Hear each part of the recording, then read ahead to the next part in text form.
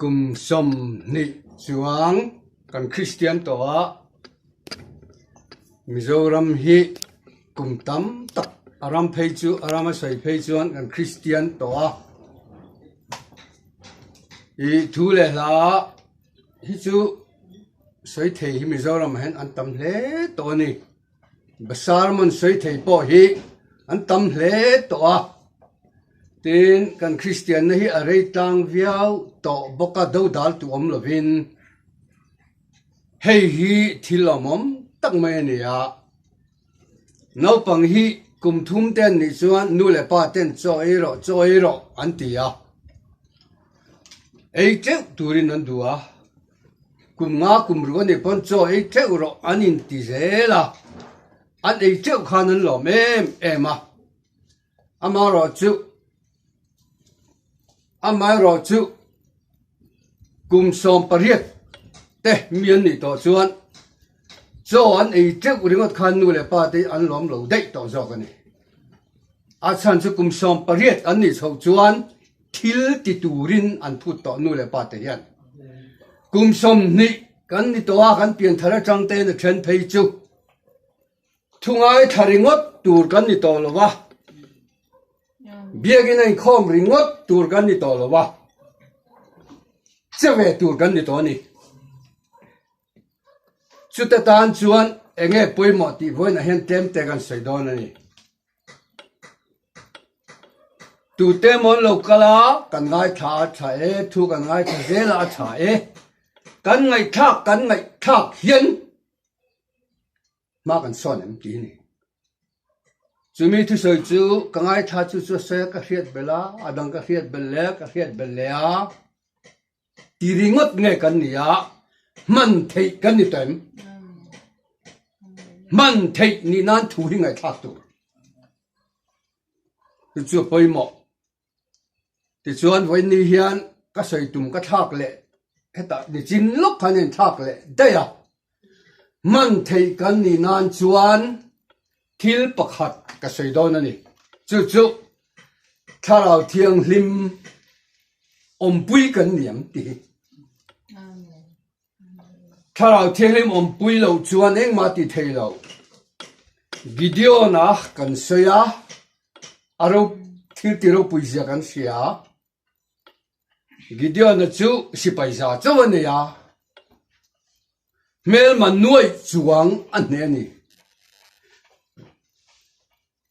ngoi ru an nuam ka ti tok lo re mu thei ve khen mi la ka de a cha to ve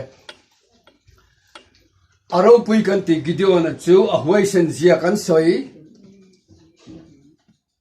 Joshua huai sen zia kan soi a soi tu ten huai sen ve em Gideon na huai sen zian soi isuan farisai sa komite amma chona thilpe ka chatte rein nen anin khom chatte rein nen ku tan se chatte rein nen vervet te wati thak mai farisai vervet te wati ni ava huai e mi sho kha kan tia nang huai ve em mi huai ringot soi ba ki kan thena hun to ni nang ma kha huai ro Petra huai zia kan soi ti ro til ko te thil ti bunglia zona ne nan mana wai zu ko ke ba sang de wa ka tu ai mi pam tu na de ni Petra le zona an mana ti chuan til ko te thil ti bu kan muang chuan le kha thiam lo wan ni ti an sia an ti ma se khalai Jerusalem khalai mi sa khomi ho kha anti buai tatani engwangin mo le khathiam lo si ti gai nan selo ni kha engwangin mo an mani thau thiglim Pentecost ni athen nu khan ani Petra huai zia isoyani chuan soi ringot su huai vero benina tilti theinai soi James Goal a zol nei ro pui tak America James Goal pathian mi zol nei ani pathian mi zol nei ro pui tak ti ringot sai su nang po rồi này em công tal pon bát thiên mang về rồi sẽ mi benina rong bol na ro pui tak kan soi ring ta beni hi na ang khan bát thiên mang về rồi sẽ mi ram chan chin ringot soi hian i du tok lo teng u hai di bakery Africa ma rong bola ko san tam takadina tiền soi ra Dimapur ten cha chua ka thu soi thiam va kan ni lo mà sẽ thiro bui tak mấy chia mang in pathin thilati hay di bakery ringot soi lo tur nang ma ni ro pathin in hay di bakery ang thoi na mangai cheni Joyce Mary kan soi le ro pu TV te kan ena pathin in enge ti turin min du ti hin poi mo chuni zora ma hian i mani kong oma chú bị công à chuan sipai chak kan ni vek kia hun to kan kong ege trong trai mi ringot po hi thiro question John Wesley ka Methodist ko ram din tu ni a anin khom na khan van ti ko in lar mu ta ama chin mu ni lalu kum ye ron kenga ama chen a mo bang khan kha la lu kum kha van tir ko khan ama kha khum tir don mo tia ma se kha van tir ko kha kala tar hung la ma pheya tar hung la ma pitar ba khum tira acha na khita van tir ko khan Wesley ne na he pitar hi ta na tong chai char tu nia midang tan rong bo tu dang tan polo tong chai tu nia lalpan he la lu khum pe ka du ni tia chu ta min zir tir chu trong trai mi ringot po hi pathian ngai mi ro pui taka nom tinani trong trai mi ringot ni poi mani rong bol na sang hiam inga nge man ve to se ti hin chu tengu mi dang chan chin soi ringot lo hian eng wangin nge man thei kam ti chuan voin ne hian an ma ne thao thiang him a om wangam tani chu voin kan sei tum ka thak le dai chu ni tani ti chuan Samuel Gideon chu Samuel so mai Gideon an se ma sai la sipai za ne ya sipai melma nuai chuang an ne a huai sena ro pui kan ti ya ma se khata khan tok lo se nang ma hi Gideon an vero sumi tu zon pathian ne du ni Rore tu te bung ruka chuan Gideon kha sipai za aneya sipai nuai chuang neya ne na chan kha aro pui kan ti a chan hiyo mani engwang nge ti hani a chan chu ral dau tura kalma khan ane na thil thengom chap chu a thuru chuani a chak na chan chu rore tu te bung ru Chang som pathuma lalpa tharau chu Gideon chunga lo khenga hei tharau thiang lim a chunga lo then wa lo ma chak le chu ti chu lo sen sipai nuai chuang he ngai da ta nom lo reng tharau thiang ma chunga lo khenga chuan anin do na han tharau thiang a chemai ni kha chan chu ni ya adot le a Samson hi kan sia achak zia kan soya ma se achak na chan chu Bible alwin ziak renga bum som pali chang ruka lalpa tharau chu achunga na satakina lo thenga chumi ma chuan thil ma chona nei sam changa na Samuel chu anule pa tenen timna khu an zukala timna kho grab mun hi an zu thenga ngai te sakei bak nei wang lai hian a lo ruma sakei bak nei wang lai a rum chuan se tum ti na ni sakei bak nei se tu man hai chin ni lo mishing chuan enge en tir rong bol i tu manga lalpa tan in pek i tu manga sakei bak nei ima chon thin don ani nang chuan i ne thei mia lo ima chonang Davidan Goliath mà chọn à anh hệ chi lộ tốt mà chọn này ra thuần phẩm kim nền Goliath palian fit som pathuma sang ani Goliath kha asang ani ra thuần phẩm kim nền Davida kha virvam chau nen an ne a kan tia eng wangin ngen ne khang kha anita a Goliath ne chi lo top tin Samson na hian an ne chi lo top sakai bak nei wang lai ama se tumar huma ma chona nang pon I ma chona lalpa ta de ke pen tak don chuan ine lo I ma chon ngei don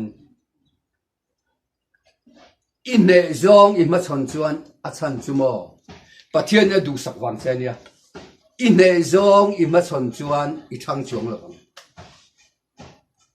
football boxing in khelna hian mi hian an ne zong lir hi nek se ma son don mi an ne lo hian ma chona an ne thenan training an la an thiam tok nu an ne lo hian wat ne thina lom football khela po ni tho team thadek an ma chon do na an ma nian in training angai nian practice na satangai ni ti chuan team thadawan ne a an lo thiam sot zelani an lo chak sot thin nang po ine lo tur ma chon ti don che Israel ho kha ai kup ta train an so ka tui pui sen kama an dinga an mangang em ma Mosia khalunga vom luman du ni kha ai kup ta ma than om tok wen ni kat min phum na turan tian ni kha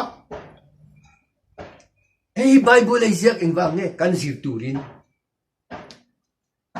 Harasak namin an matson pathian an ma hian da phunnan anilo kha phunnan anilo lalpa kadil che min mai talam de ka chong trai de poi sang lo am veng papa kha chu tun ma khan a fa panai chun piang va saber adam lo hospital kum thum mi vel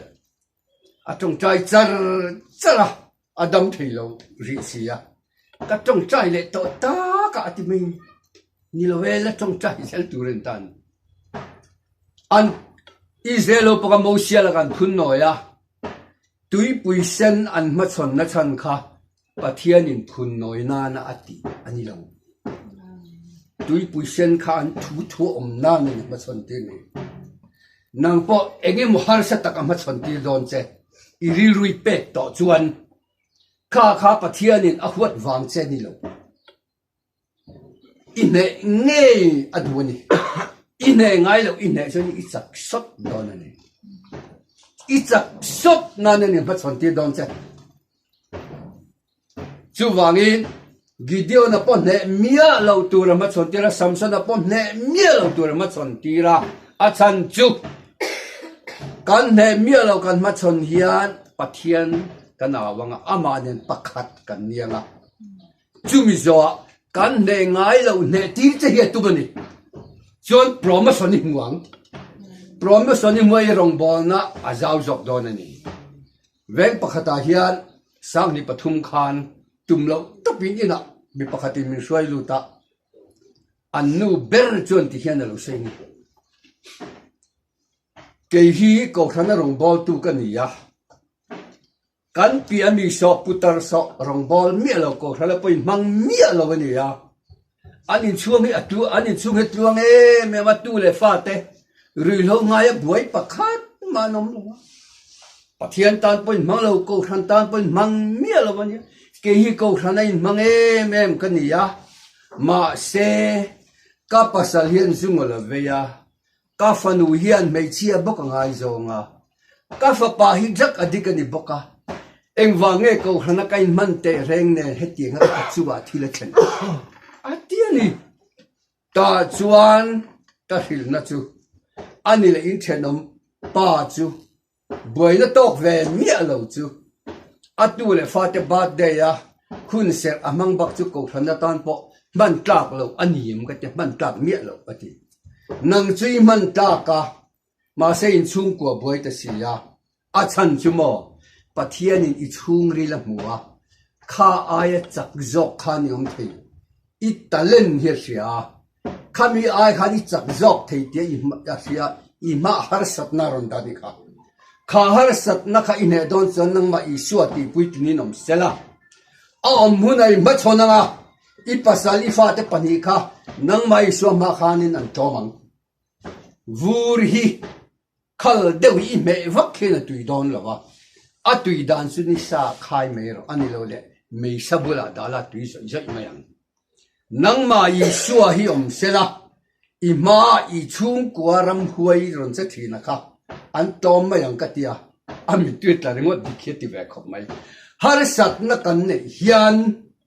pathian in min huat wanga ni lawa har sat na ne thei nun kan nei thei nan ama kan au nan atiani ama kan awanga kan har sat na ne thei nun kan nei huna kan neanga I neanga rong bol sang zok a zau zok a da che du wanga ni chu ta ta na poi mo chu samson na chu nga enga theng kan sia ta hian sakai bak nei ama chona di ama chon theina nge lo khan a be ta mai ati ni me lo sakai bak nei wanga hian lo ruma lalpa tharau chu chunga na satakin lo khenga ti chuan kel no po som ang bein sakai bak nei chu pot som da vek mai ti ni tharau thiang him kan don phota ngai ni hei je poimo taka chu ni ta ni tin adot le pakhat chia soi leang davida kha aro pui kan tia kan soi thina ma se davida po aro pui na chan chu a chan na lo om reng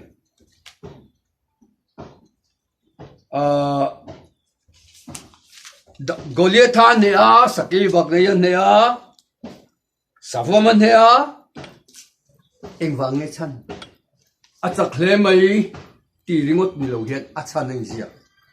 Samuel pakhan na bung som paruk chang som pathuma chuan lalpa tharau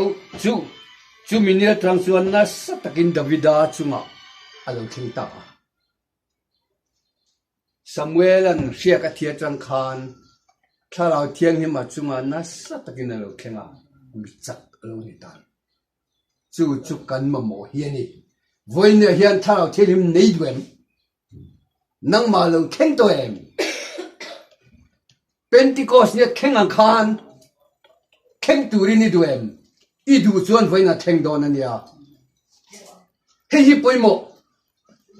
thu sang la sang Mizoram en tamamo ngai tha te ka dem lo ma se chang kai chi hi ngai tu bing teng thil chang kai hin focus teng tu na kan mo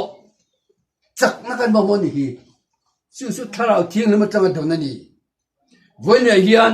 dong lo kan ma tharau thiang ke ma ni kheng lo alo theng ang asamarong bolna theng dimapura theng ipia theng delhi theng orissa theng kan rong bolna revival theng zia da kar ni borte Pentecost ni theng ang khan na sa takin theng zia ni revival hi kasoi lok thin khulama po voinia po hindu chuan in awanga la dong lo in dong don ani ka ti an dong zel chu ai na sa jok Mizoram a thlen nan tu nan kan deal me kani har na tak da ka thum ni lo chu kan deal chu ni ta ni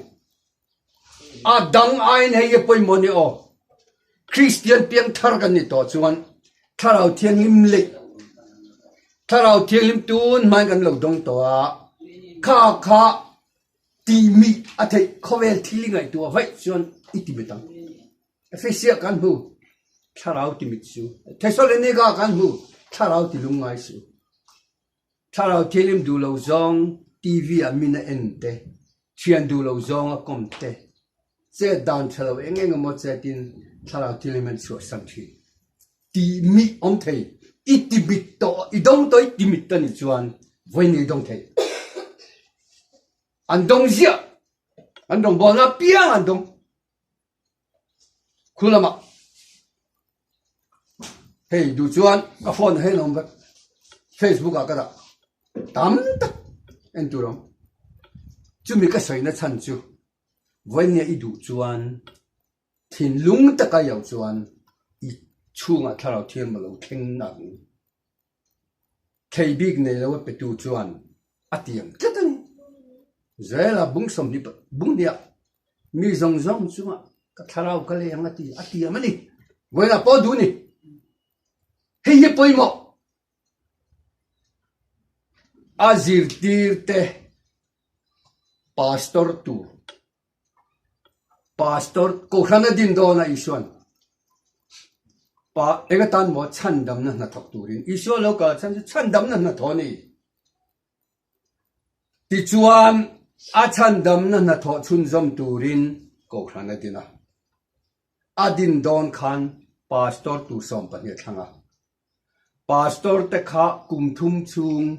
thu tak theology ezetir thu ho mai trăng cai lo ê asaya angai nam khap mai ti mai ni lo tiền hết tâm anh ôm rồi mà hiền chor thấy xí lo in chung bố chor thấy lo mà ni bún chor thấy lo y xuân thu tak theology cùng thum chung cái gì an mutlang chunan anom tlang zanan việc tlang azirtir liberal theology cùng thum zirtir nilovin thu tak theology cùng thum zirtir ama ngei ti kha jon rong in bo thi ta atilo ti go te thil ti khan tin nge sia a sei bungkhat changlia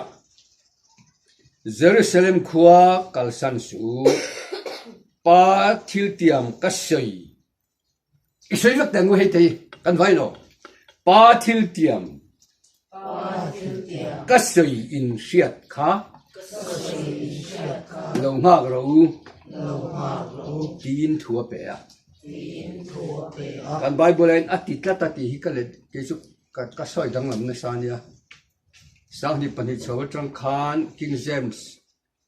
English le mizo hi teng kan chap du na ka chia du char chara a dik hlel la hi ka a chung lam kar ol hnuai lam kar ol ka jek ta chu ka bible page chu a zor tol tu ka ken ve chi to a chemai dola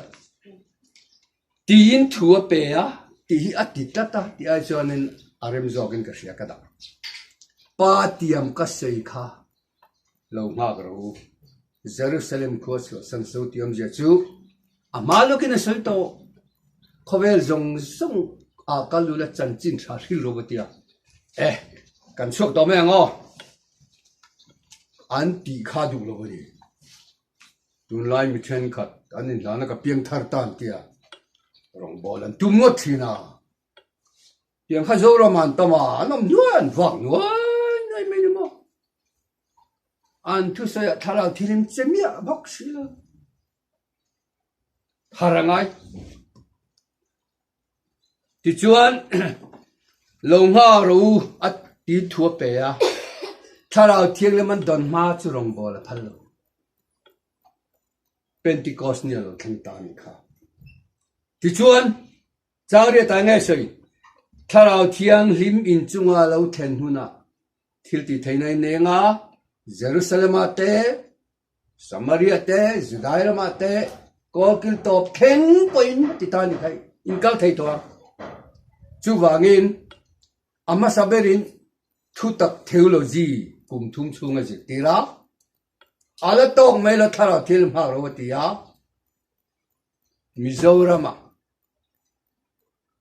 Pentecost ni soi si hian Pentecost ni war devin gan lo ma lom na muna thara thil khen mia lo hian ni nin seven Pentecost ni lo khenga lo khenga an zain mun khata no ma ti han sermon duai ya sermon na mun khan tharau thim chemia lo te hin hu ve ngai in kham to em tiang hi tharau thim te lo chen chak nam lo ti chuan thà nào thiêm an đồn má chú rong bò là phật lâu Mizoram hi thà nào thiêm đông miệng lâu em mò đông tổ timit mà là cái piang thar tổ tôi nói rồi piang thar về à mình rồi một chính ring ngót ta hiền tia anh ấy thì piang thar senior ring ngót ta anh ấy lâu mà nó đồn tổ khát đi vui lệ thế này à chereng tu ra này tu na hiền isu achu nimin le voin le kum khoi na pa ngai re nga ti a pa ngai re ni tharau tin kha savet votin kai ma nyom tu re ni ye thu pu nai zia ngin sabok lo vot bok lo bible lum bok lo tian ni lo le lin ai di lo de lum chu wa man ya bible hot ani mo sabok laudikei pastor kha laudikei ko ti kha pastor tinan kha laudikei pastor kha sabok lo lumbok lo lumpil pel khane mo thara tema ma che thei lo I suan kha teng mi kha eng tin nge sai kha thu pon na khan ka ka tang ka chak chuo kang che ti kha ka ten na ni ti nan chu savet vot nero lalpana tir na lai na che chuan amman na che alang nge tu rani amman na che lang nge tu rani man na kong sang sangom na tho sang sangom chu mi ni lovin tharau thiang lim ma na ka dong to ka piang that to ni lovin tu na ka dong ke ma a thok ti tur ai zo la dam lo an tam rong bo tu ni vesi pakhat po le tong chai dam lo amang lo to pa ni kha e ti so na soi ma thai bung som chang saria ram chan chin tha philula ti om je chu thu sai ro ni na ni ngai thamu na ngo chia te kan vai sai te ngo he top na ni ro se ka sai tum lo tai kan sai le ta tai chu le ma thai bung so ma rong bol ta na sai I o yang o bible hi tia ken moi ri ngot ani lo in chai na ni lo in chai na chi pon lo kom tu mani hi bible an kenga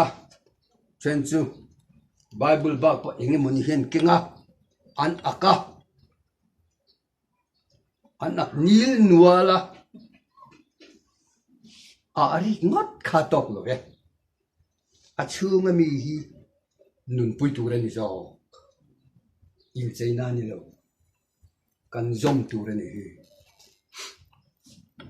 bung som jang sari kan siarang ke man photana Vadam cholo nai ta tin sil zelang cheu chan jing thai sil ro ti nani pathian thu te po sei ro ti nani pathian thu sei ula vek sang sang a kho sang sang a kalula pathian thu sei ro atok mayang atimi alo tok mai se se tok ang ati lo pathian thu sei ro ti ba khan chang ria ta hen ngai sei kan vai sei te ngo dam lo te ti dam mula mi thi te kai thoula phar te ti thiang himula ram huai te no chuo kang chu thu soi le he thi ti pakhati na kal tu ne thu soi ri ngot heng hi om si lo I mu chuan ma ba ko ta ka ne lavak si se Tharau thilim training la dong rosa Mizoram a hian ram huai pain tam lutuk sang ni som pani berotla camping kan nei chara avoi ni na ram huai pai lo lu na dilang betian lo lu chiang khop setani ram huai pai mai pau ni lo kum som paruk lik te khan setani kan chu me cheno pang kum som paruk chu Hey, kalau konfal saya laram huai la chua san nuyan kan no chua nuyan eng tianga ram huai khai chunga lo lut chan nge tin fali ka kom chin lom me sena pang kum som paruk mi po som zil lai chuan kan hostel tangin zana nu kan chuak thina than mual kan vakala kan vain khoi na thian ten tiang ngot te ka ti ve lo lut mai tia eng tin nge hostel yom si ein chuat te ka tia kan warden te mut no kan sok mai osam lu tukati kum som paruk lek tin mi pa no pang ve thung kum som paruk thu ni po som zir lai po wara nei to kan camping lai de kan vai mi te ten an lu ti thei tin kan tu so yim ti buaya vai khat phei chu ka sai tha thei lo re he lai hian ram hoi pai mi chak ta kan om tin oma in ze pa thiên là man thu chuộc thong châu cái tiền chứ choกันวัวกับเด็กข้าศิลตากันวัวกับเด็กข้าบิกละวันตั้มเวสเกมปาร์ข้าสมเรียดจ่าเด็กกันนี่เสีย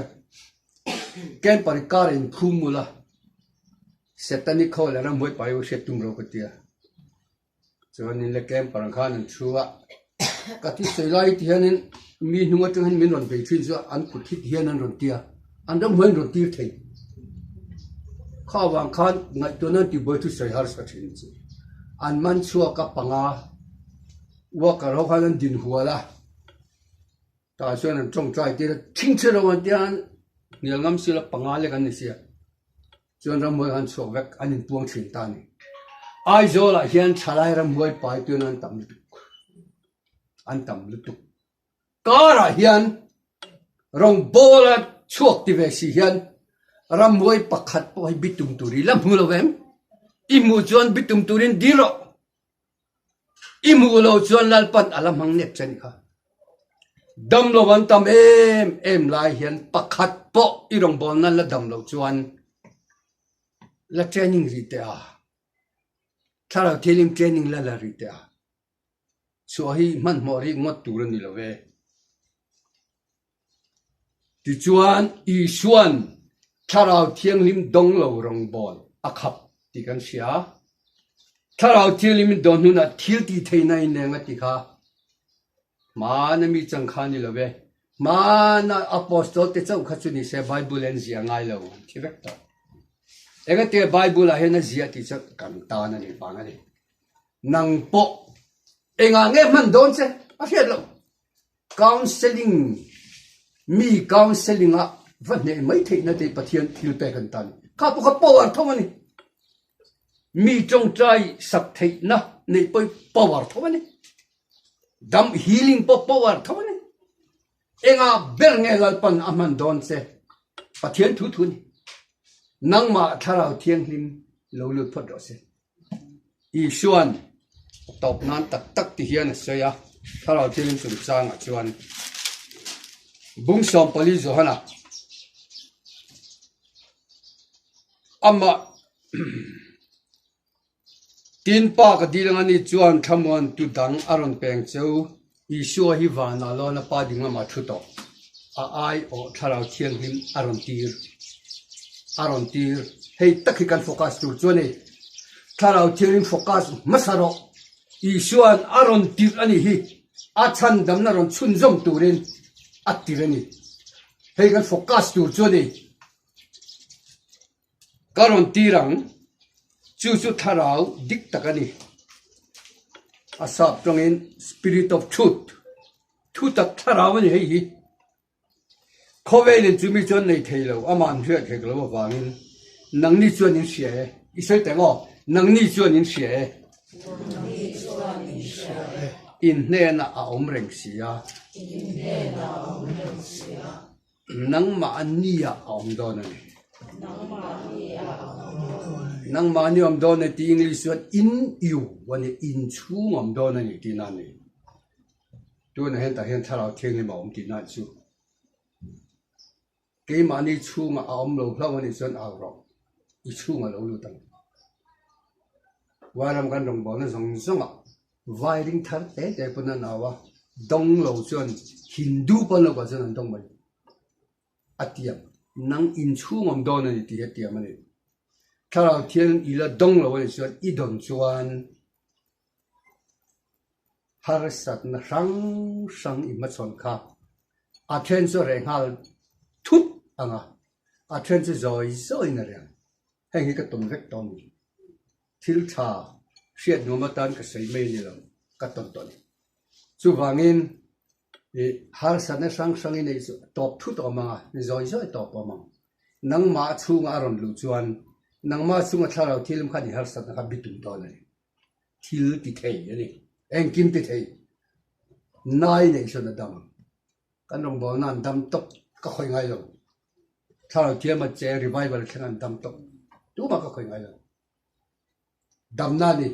tharau thiang lim le nat na an om dun thei lo ti chuan bible khe thiam bokanga meeting nga bak tong trai thei lo khare ta ki tong trai thei pha tui ta ki tharau thiam kan chunga bi chu apoi mo na chu ni ta ani ti chuan Mizoram pumtan he revival reizok hi kan dil bokila masain tharau thiam hi mina khoi to che a ma se ilo timit len i chuan dil ro tharau thiam baptisma ilo dong to ni chuan a chua san le to che itimita ni chuan chumi ron khan ti le tu chuan i swa local mathai bung thum chang som pakhata sei ani chuan meile tharau thiam himin abaptism chu tharau thiam dong to itimita i ro le ni chuan i dong le ro tin nang ma tharau thiam i dong to ni pon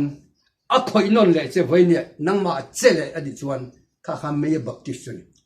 voine hian dong to sa ring po voine khoi non di langu min khoi roi di la khoi mang se thin lung en trong trai hi thin lung hi pathian en kan o poi mo ni ma se a poi mo em le pa chu thin lung en i thin lung en a i ti tak chuan pathian a chemya i di ha pe che tharau thiang lim in ne na om in ji ngom ti kai chuan in chu ngom don ani voinen i chu ngom tu rei du chuan diro te chuan ati nang nim sho te mai ni fa te tir tro pek na sang em chuan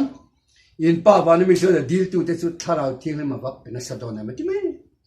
dilang tharau thiang dong lo chuan dilang ka chunga lo lu dro tiro lo lu dro tiro thiam vak lo pon tiro tin khoi non diro chuan har san na kian dil su tharau thiam lo lu chu a kiang me